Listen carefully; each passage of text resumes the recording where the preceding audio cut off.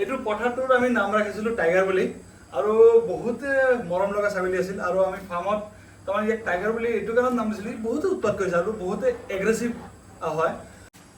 আসসালামু আলাইকুম বিগ গঠনৰ পৰা মই দিদাৰ হাছান আশা কৰিছোঁ আপুনি চব ভালে আছে আৰু মোৰ লগত আছে দাদা। নমস্কাৰ।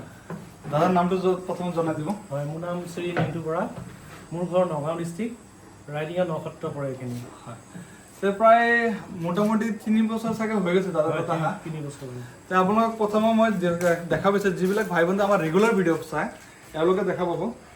এইটো কথা আপোনাৰ চাই আছে, এইটো পথাৰটোৰ আমি নাম ৰাখিছিলোঁ টাইগাৰ বুলি আৰু বহুতে মৰম লগা ছাগলী আছিল আৰু আমি ফাৰ্মত তাৰমানে ইয়াক টাইগাৰ বুলি এইটো কাৰণত নাম দিছিলোঁ বহুতে উৎপাত কৰিছে আৰু বহুতে এগ্ৰেছিভ হয়।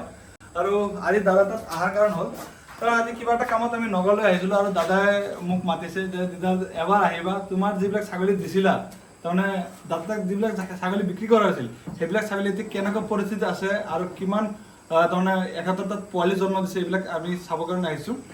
আৰু আহি চাওঁতে চাওক কিমান ধুনীয়া ধুনীয়া ছাগলী, কিমান ধুনীয়া ধুনীয়া ছাগলী।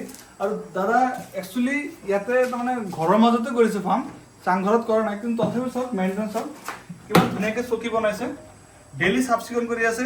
মই ইয়াত যদি হাতত লাৰি দি আছোঁ অলপ ধূলি বালু নাই, তাৰমানে দাদা তাৰমানে ফাৰ্মটো বহুত মেইনটেনেঞ্চ কৰে।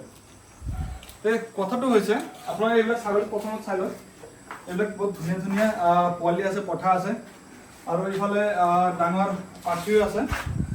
এতিয়া কথা হ'ল তাৰমানে দাদাৰ অলপ অসুবিধা হৈছে, তাৰমানে একচুৱেলি দাদাৰ প্ৰব্লেমটো অলপ সৰু সুৰাকৈ জনাই দিয়ে আৰু। মোৰ যিহেতু মোৰ টাইমটো অলপ কমি গৈছে, মোৰ ব্যৱসায়ো আছে আৰু ল'ৰা ছোৱালী পঢ়া শুনাৰ কাৰণে মই বেলেগ জেগাত চিফ্ট হ'ব লাগিব মানে।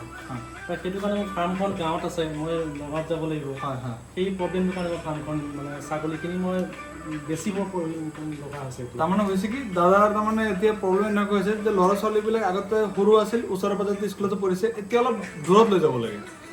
এক্ষেত্ৰত তাৰমানে যোৱা আহা তাৰ ছাগলী মেইনটেনেঞ্চ কৰা বহুত প্ৰব্লেম হৈ আছে। চাওক আপোনালোকে কিমান ধুনীয়া ধুনীয়া ছাগলী, এতিয়া সন্ধিয়া ৰাতি সেইকাৰণে ছাগলীবিলাক চুপচাপ থিয় হৈ আছে, কাৰণ আপোনাৰ গম পায় ৰাতি হ'লে ছাগলীবিলাক চুপচাপ থিয় হৈ থাকে। দিনৰ ভাগত এওঁলোকে দৌৰি থাকিলে হয়, আপোনাৰ হাতত তাৰমানে টাচ কৰিব নিদিলে হয় তাৰ গাত। আৰু ধুনীয়াকৈ আছে, বহুত ধুনীয়া ছাগলী আছে, মই নিজে চাইছোঁ। আপোনাক তথাপি দেখাই দিওঁ। দাদা এইটো কি পঠা নে পাঠি? এইটো পাঠি। পাঠি। এইটো পঠা। এইটো পঠা। মই আপোনাক ধুনীয়াকৈ দেখাম, আপোনালোকে চাব, লগতে আপুনি স্ক্ৰীনশ্বট মাৰি দাদাৰ নাম্বাৰটো দিয়া থাকিব, আপোনালোকে সেইটো স্ক্ৰীনশ্বট দাদাক হোৱাটছআপত দিব আৰু দাদাৰ প্ৰাইচটো আপোনাক জনাই দিব আৰু সেইটো প্ৰাইচত আপোনালোকে আহি কিনে দাদাৰ ঘৰৰ পৰা ৰিচিভ কৰিব পাৰিব। আৰু দাদা এইটো কি ক্ৰছ নেকি দাদা? এইটো ক্ৰছ। এইটো কি দাদা পাঠি চাগে? পাঠি হা? হয়। এইটো মাক। ইফালে আৰু এটা ক্ৰছ এটা আছে, এইবিলাক গোটেইকেইটা টাইগাৰৰ ক্ৰছ। আমাৰ এইটো টাইগাৰ আছে, টাইগাৰৰ ক্ৰছ। আৰু চাইছে চকু ধুনীয়া একদম, এইটো চকু চাপ পুৰা বগা আহি গৈছে যিহেতু ক্ৰছ হৈছে, আৰু কাণটোত তলফালে হেলঞ্চি হৈ আছে। এটা বস্তু মনত ৰাখিব, মই প্ৰত্যেক ভিডিঅ'ত কৈ থাকোঁ যে ছাগলী যদি হৃষ্টপুষ্ট আছে আপোনাক কেনেকৈ গম পাব, এই ছাগলীৰ গাত চাওক এতিয়া শ্বাইনিং দেখা গৈছে, এই ওপৰত পোহৰ আছে, পোহৰৰ ফলত কি হৈছে ইয়াতে শ্বাইনিং দেখা গৈছে। শ্বাইনিং আছে মানে কি ইয়াৰ গাত বেমাৰ আজাৰ নাই, বহুতে হৃষ্টপুষ্ট ছাগলী আছে। আৰু ইয়াতে এটা আছে ডাঙৰ ছাগলী আছে, বহুত হাইট থকা আছে, মোটামুটি বডি ৱেইট 40+ আৰামছে হৈ যাব। বডি ৱেইট দেখাব দে, 40 ৱেইট তাৰমানে 40+ হৈ যাব। আৰু এটা চাওক ইয়াতে এটা চাওক লোকেল ছাগলী চাওক, এইটো দাদাৰ লোকেল ছাগলী, বহুত দূৰৰ পৰা বহুতে কষ্ট কৰি আনিছে। মই দেখাব বিচাৰিম আপোনাক এনেকুৱা চাইজৰ লোকেল ছাগলী বহুতে কম দেখা পাব। চব চাইছে এইটোৰ বডি ৱেইট মোটামুটি নহ'লেও 35 কিলো আৰামছে আহি যাব। আৰু ইমান ধুনীয়া ছাগলী, এনেকুৱা ছাগলী মই চাই কেনে আচৰিত হৈ গৈছোঁ। আৰু ইয়াৰ পেটৰ পৰা যেতিয়া বাচ্চাটো ওলাব আপোনাৰ কল্পনা কৰক কিমান ডাঙৰ পোৱালি হ'ব। আপোনালোকে চাইছে ছাগলীকেইটা মই ধুনীয়াকৈ দেখুৱাৰ চেষ্টা কৰিছোঁ, তথাপিও যদি কিবা বাকী আছে আপোনালোকক মই এটা নাম্বাৰ দি আছোঁ স্ক্ৰীণত, সেইটো নাম্বাৰত আপোনালোকে কল কৰিব, কল কৰি দাদাৰ লগত ধুনীয়াকৈ কথা পাতিব। আৰু যিটো ছাগলী আপোনালোকৰ পচন্দ হয় দাদাক ক'লে ধুনীয়াকৈ ফটো আৰু ভিডিঅ' বনাই কিনে দি দিব। কিন্তু এটা বস্তু অনুৰোধ কৰিছোঁ যে আপোনালোকে এনে নাম্বাৰটো পাই দাদাক ফোন নামাৰিব, দাদাক কোনো ধৰণৰ তেনেকুৱা ডিষ্টাৰ্ব নিদিব, কাৰণ দাদাই অলৰেডি প্ৰব্লেমৰ কাৰণে বিক্ৰী কৰি আছে। যাৰ পচন্দ হয়, যি লোৱা ইচ্ছুক এখেতে আলোচনা কৰিব। কোনোবা আছে মই 2 মাহ পিছত ফাৰ্ম বনাম এতিয়া আলোচনা কৰিছোঁ, তেনেকুৱা মানুহ প্লিজ ফোনটো নকৰিব। দাদাক প্ৰথম ৰিচেণ্টলি লাগে যে যি কথা ক'ব পাৰিব সি যাতে ছাগলীটো লৈ যাব পাৰে, তেনেকুৱা ধৰণৰ দাদাক মানুহ লাগে। যিয়ে নহওক মই চাইছোঁ গোটেইকেইটা ছাগলী হেল্ডি আছে।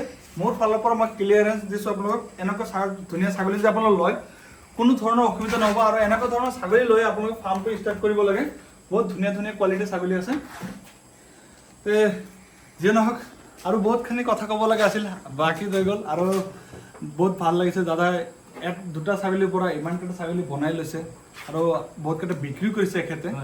দাদা ভালেখিনি বিক্ৰী কৰিছে হয় কৰিছোঁ। আৰু মেইনটেনেঞ্চটো বাদ দাদা ধুনীয়াকৈ দিছে। প্ৰথমবাৰতো দাদা ঘবৰাই গৈছিল যে কেনেকৈ ট্ৰিটমেণ্ট কৰিব। মোক দাদাই ফোন কৰিছে, কিমান চাৰ্জেছ দিছোঁ দাদাক এতিয়ালৈকে তাৰমানে হিচাপ নাই তেনেকুৱা। যিয়ে নহওক কেনেকুৱা লাগিছে ছাগলীবিলাক চাই নিশ্চয় জনাব। আৰু আজিৰ ভিডিঅ'টো ইমানখিনি থাকিল। ভিডিঅ'টো দেখাৰ কাৰণে বহুত বহুত ধন্যবাদ।